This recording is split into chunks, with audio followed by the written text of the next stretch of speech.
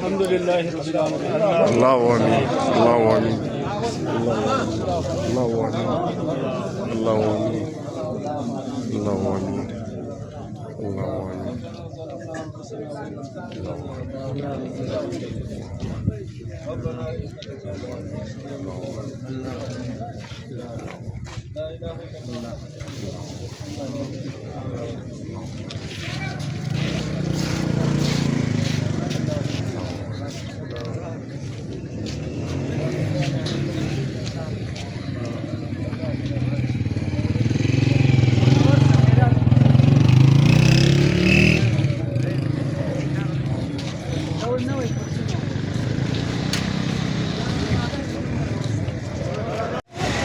السلام علیکم ملګرو، دا په خانوزۍ کې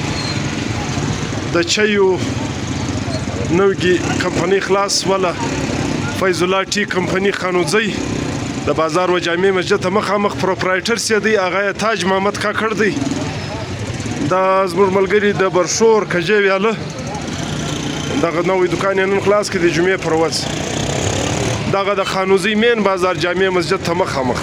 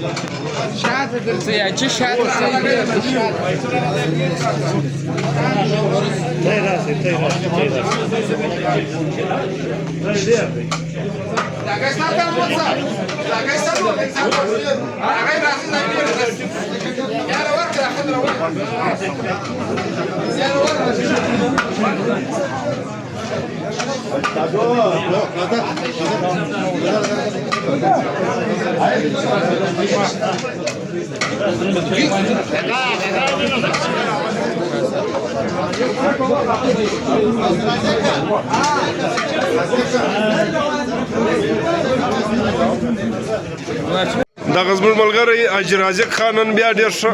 ورځې تیاري کړې وې، ډېر ښه کانه د همیشه ته راته نو نور راغله بیا صحیح دی. رازق ښه یې؟ شکر دی خیر.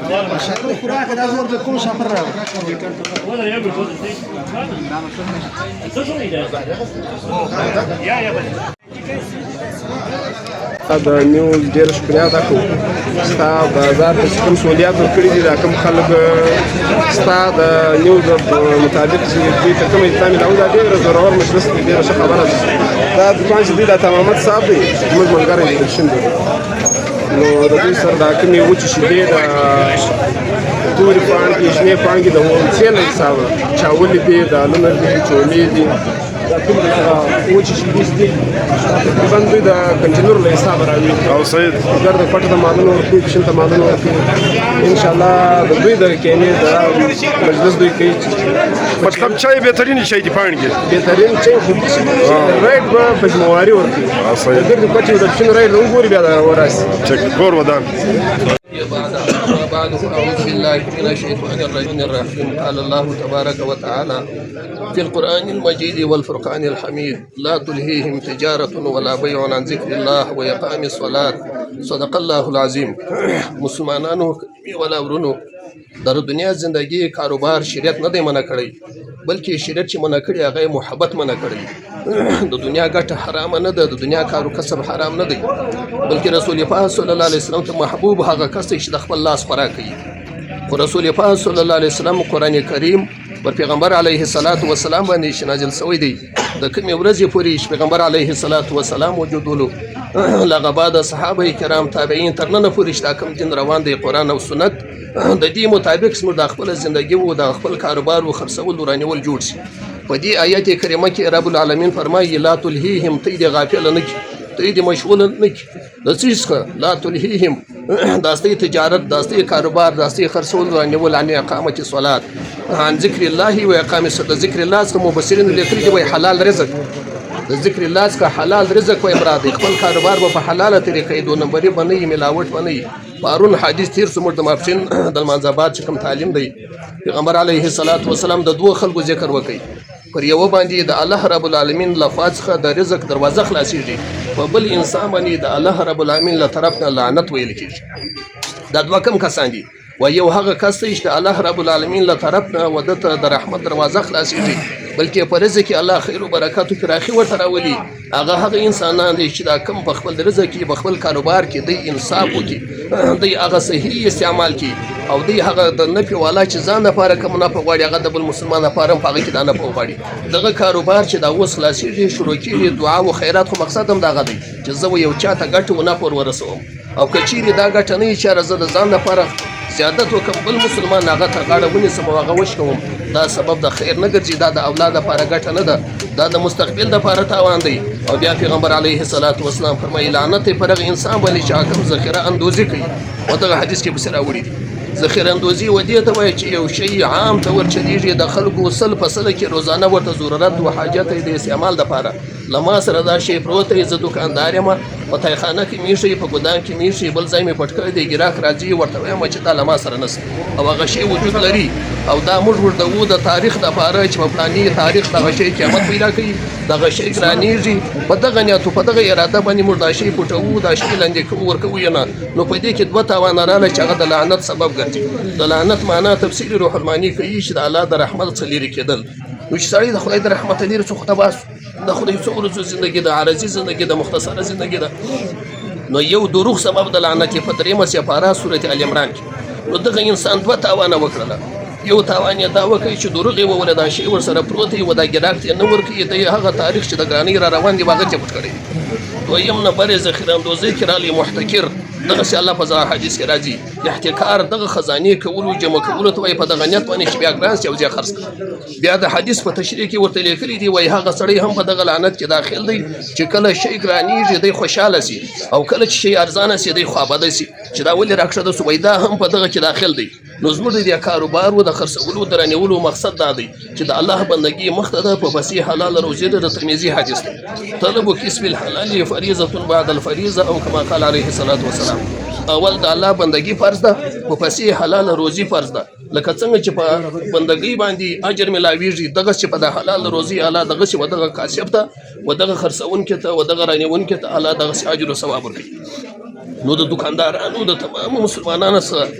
د قرآن او د سنت پر اړه کې چې د الله بندګي ضایع نه سي د الله بندګي شریف په دا 15 ټیمه مونږ په پابندۍ سره لږه بعد خپل حالات رزق هغه شریعت نه دی منع کړی خپل وی ګټه ډیره کا زیاته کا ولې کا ګټه منع وای زکات بس کې راتلی حج پر سره راتلی مفسرین لیکلي دا نه دی منع لیکن کله الله دین سړی پر پریږ دی د الله عبادت سړی پر خراب وي شپه او ورځ ګرځو بندګي ته الله نه ورکول بلکې ورزي ته ورکول روزي خو مقرره ده